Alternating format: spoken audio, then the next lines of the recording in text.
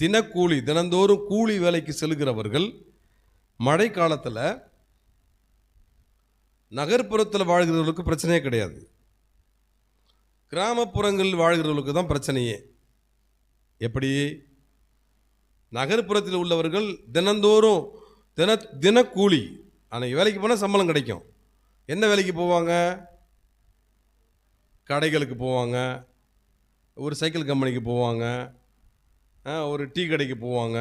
Daily வியாபாரம் நடக்கக்கூடிய, daily மழை பெஞ்சாலும் வேலை செய்யக்கூடிய இடத்துக்கு வேலைக்கு போவாங்க. அன்னன்னைக்கு மழை பெஞ்சாலும் அன்னன்னைக்கு உள்ள வருமானம் வந்துடும் அவங்களுக்கு. ஆனால் கிராமப்புறங்களிலே விவசாய வேலைகளை நம்பி இருக்கிறவர்களுக்கு மழை பெய்தால் வேலை கிடையாது, மழை பெய்தால் வேலை கிடையாது, வருமானம் கிடையாது. இதை தெரிஞ்சவங்க தான் ஜெபிப்பாங்க அதுக்காக. நகர்ப்புறங்களில் உள்ளவங்களுக்கு இதை பற்றி கவலையே கிடையாது. கிராமத்தில் உள்ள கஷ்டம் எப்படி தெரியும்? ஜெபிக்கணும். நகர்ப்புறங்களில் உள்ள கத்தோலிக்க பிள்ளைகள், கிராமப்புறங்களில் உள்ள தினக்கூலி வேலைக்கு செல்கிறவர்கள் மழை காலங்களிலே வேலைக்கு போக முடியாமல் வருமானம் இல்லாமல் கஷ்டப்படுவாங்க. அவர்களுக்காக நீங்கள் ஜெபிக்கணும். ஏன்?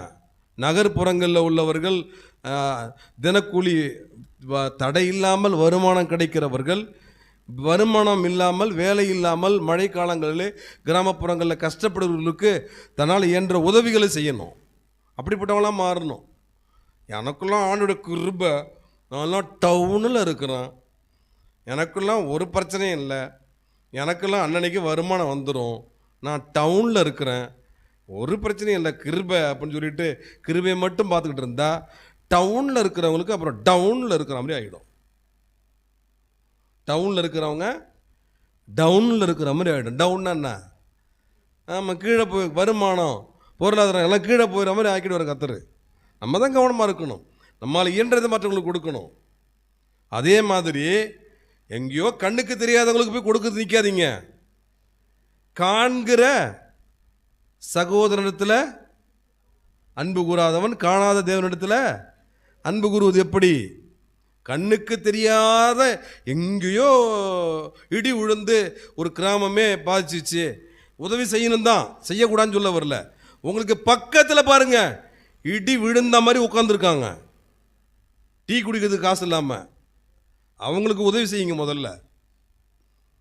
உங்களுக்கு பக்கத்தில் பாருங்க, டீ குடிக்க காசு இல்லாமல் உட்காந்துருக்காங்க. உங்களுக்கு பக்கத்தில் பாருங்க, பல மாதங்களாக அதே ட்ரெஸ்ஸை தான் போட்டுட்டு வர்றாங்க, அவங்களுக்கு கொடுத்து உதவுங்க. பக்கத்து விட்ட பாருங்க, எழுத்த